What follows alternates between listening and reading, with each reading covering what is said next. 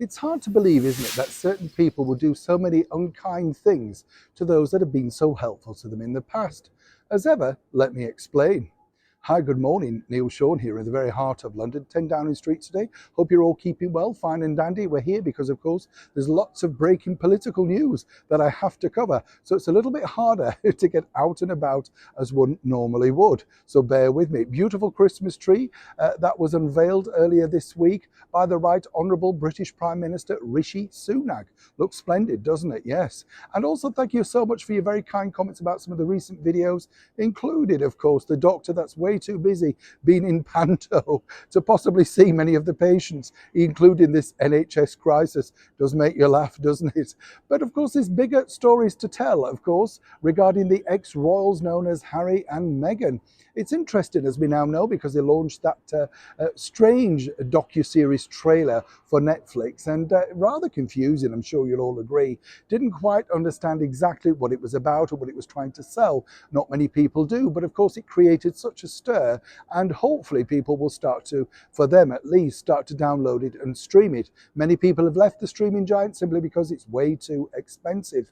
But now what's coming out, of course, is the backstories, the things that apparently a lot of people felt they should have done, at least to support the Prince and Princess of Wales on their recent 3-day tour to Boston in the United States to launch a very pivotal thing for Prince William, which was Earthshot, his very much green charity. It's already been a huge success. I mean, you know, it's incredible to think that he got one of the most powerful men in the world, President Biden, to meet with him and of course take time to have that conversation about a united project. Not bad, you know. So when you think about it, do you think the ex-royals are wondering, could they have got that? Seemingly not.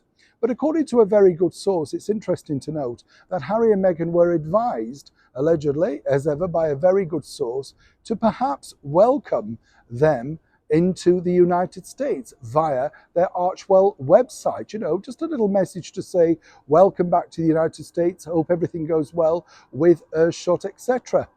Radio silence, as they say, nothing.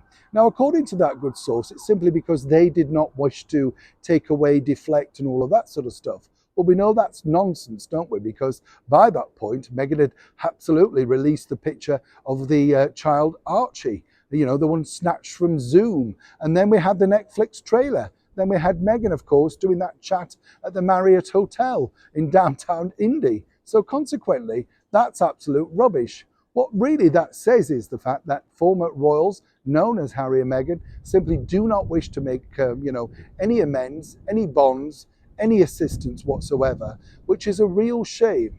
But wouldn't it have shown more class by the ex-royals, Harry and Meghan, if they'd simply put out a few lines, a statement, wishing them all the very best for their very big event out in Boston? Seemingly, though, they don't have the class or grace to even offer that. Neil Sean in the very heart of London, 10 Downing Street.